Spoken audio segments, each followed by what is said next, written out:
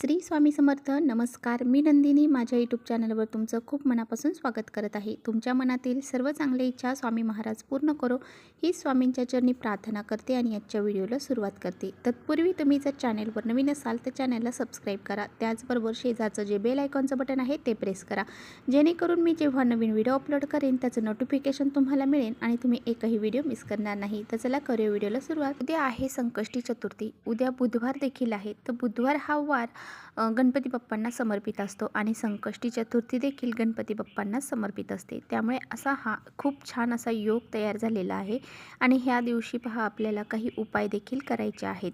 उद्या आपल्याला गणपती बाप्पांना अशी एक वस्तू अर्पण करायची आहे, ज्यामुळे बघा आपल्या ज्या काही समस्या असतील, अडचणी असतील त्या तर दूर होतीलच, त्याचबरोबर आपली प्रत्येक इच्छाही पूर्ण होईल. इतका हा प्रभावशाली उपाय आहे आणि हा उपाय मी तुमच्याशी आजच्या व्हिडिओमध्ये तुम्हाला सांगणार आहे. त्यामुळे व्हिडिओ कुठेही स्किप न करता शेवटपर्यंत नक्की बघा, जेणेकरून तुमच्यापर्यंत योग्य ती माहिती पोहोचेल आणि तुम्ही कोणतीही माहिती मिस करणार नाही.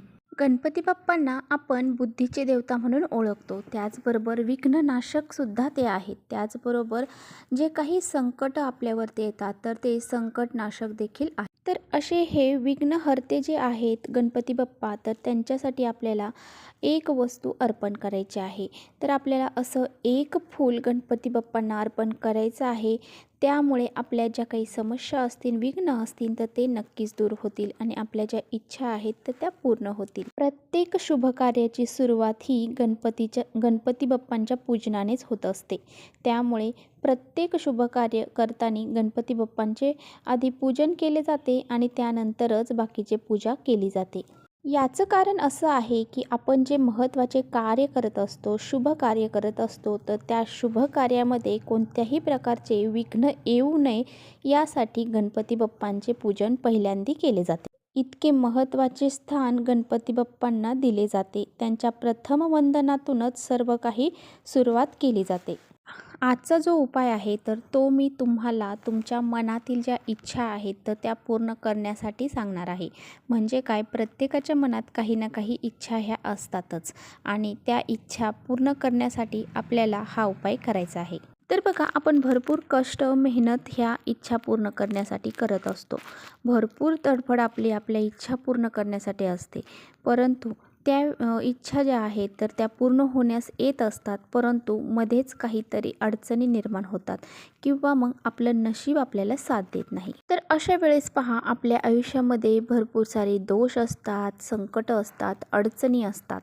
यामुळे सुद्धा आपल्या इच्छा ह्या पूर्ण होत नाही. तर बघा, तुमची इच्छा कोणत्याही बाबतीत असू द्या, धनप्राप्तीच्या बाबतीत असू द्या, लक्ष्मीच्या प्राप्तीत असू द्या किंवा मग तुमच्या घरामध्ये लक्ष्मी टिकत नाही या संदर्भात असू द्या, तुम्हाला एखादं घर घ्यायचं आहे त्या संदर्भात असू द्या, शिक्षणामध्ये तुम्हाला प्रगती हवी आहे त्या संदर्भात असू द्या, कोणत्याही संदर्भात तुमची इच्छा असू द्या, ती इच्छा ह्या उपायाने पूर्ण होणार म्हणजे होणार.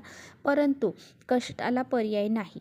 तुम्ही जर कष्टच नाही केले तर तुम्ही फक्त उपाय केला आणि कष्टच नाही केले आणि तुम्ही त्या गोष्टीला म्हणजे जी तुमची इच्छा आहे ती पूर्ण करण्यासाठी प्रयत्नच नाही केला, फक्त उपाय केले, तर त्याचा तुम्हाला बिलकुलही फरक पडणार नाही. तर बघा, आपण जे उपाय करतो ना ते कशासाठी करतो, की आपण जे काही मेहनत करत आहोत, कष्ट करत आहोत, तर त्या मेहनतीला, कष्टाला नशिबाची साथ मिळावी यासाठी आपण हे उपाय करत असतो. म्हणजेच काय, तर समजा एखाद्या ठिकाणी तुम्ही इंटरव्ह्यूला गेला आणि बाय चान्स तिथे लक तुमचं काम जर केलं तरच तुमची ते तुम्ही जे काही प्रयत्न केलेले आहेत ते सर्व यशस्वी ठरत असतात. आणि जर तुमचं लकच काम नाही केलं तर मग तुम्ही कितीही तडजोड करा, कितीही अभ्यास करा, त्या गोष्टी तुमच्या होणार नाही. त्यामुळे आपल्याला असे काही उपाय करायचे आहेत जेणेकरून आपले जे काही आपण संकट असतील किंवा मग आपले जे काही प्रयत्न असतील ते यशस्वी होतील. तर हा उपाय तुम्ही सकाळपासून संध्याकाळपर्यंत कधीही करू शकता. तर ह्या उपायासाठी आपल्याला एक जास्वंदाचं फूल लागणार आहे. तर बघा, आपल्याला काय करायचं आहे, 5 जास्वंदाची लाल कलरची फुलं घ्यायची आहेत. आपल्याला लालच कलरची जास्वंदाची फुलं घ्यायची आहेत, इतर कलरची घ्यायची नाही. त्याचबरोबर आपल्याला गणपतीची सर्वात आवडती गोष्ट म्हणजे दुर्वा. तर आपल्याला 5 दुर्वांची गड्डी घ्यायची आहे. म्हणजे काय, आपल्याला 5-5 दुर्वांच्या 5 जुड्या घ्यायच्या आहेत. तर बघा 5 दुर्वा घ्यायच्या, त्यांना गाठ मारायची, दुसऱ्या 5 दुर्वा घ्यायच्या, त्यांना गाठ मारायची. अशा आपल्याला 5 जुड्या करायच्या आहेत 5-5 दुर्वांच्या. तर बघा आपल्याला लाल कलरची जास्वंदाची 5 फुले घ्यायची आहेत आणि त्याचबरोबर आपल्याला 5-5 दुर्वांच्या 5 जुड्या घ्यायच्या आहेत आणि जे लाल कलरचं जास्वंदीचं फूल असतं त्याला पानं असतात, तर ती पानंसुद्धा आपल्याला 5 घ्यायची आहेत. आता बघा काय करायचं आहे. जे आपण 5 जास्वंदीचे पानं घेतलेले आहेत ना, त्या प्रत्येक पानांवरती आपल्याला आपल्या इच्छा लिहायच्या आहेत. आता तुमची पहिली इच्छा असेल नोकरी प्राप्तीची तर ती लिहायची, दुसरी इच्छा असेल धनप्राप्तीची तर ती लिहायची. अशा प्रकारे आपल्याला आपल्या 5 इच्छा ह्या 5 पानांवरती लिहायच्या आहेत. आता बघा आपल्याला काय करायचं आहे. तर हे जे पानांवरती आपण आपल्या इच्छा लिहिलेल्या आहेत ते 5 पानं, 5 दुर्वांच्या गड्या आणि 5 जास्वंदीची फुलं. तर हे सर्व गोष्टी आपल्याला एक धागा घ्यायचा आहे आणि त्या धाग्यामध्ये आपल्याला त्या बांधायच्या आहेत, म्हणजे गाठ मारायची आहे आणि त्याची माळ तयार करायची आहे. तर अशी ही माळ आपल्याकडची तयार झाल्याच्या नंतर आपल्याला थोडासा शेंदूर घ्यायचा आहे. शेंदूर हा आपण जो गणपती बाप्पांना अर्पण करतो किंवा मग मारुतीला अर्पण करतो तो शेंदूर घ्यायचा आहे.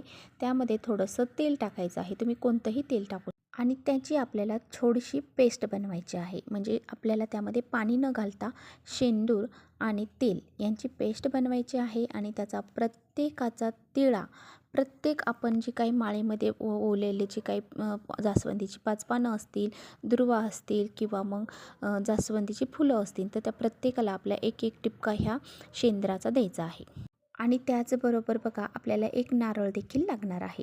तर ही माळ आणि हा नारळ घेऊन आपल्याला गणपती बाप्पांच्या मंदिरामध्ये जायचं आहे. आता बघा तुम्ही असंही म्हणता की हा उपाय मंदिरामध्येच करायचा का, घरी का नाही करू शकत.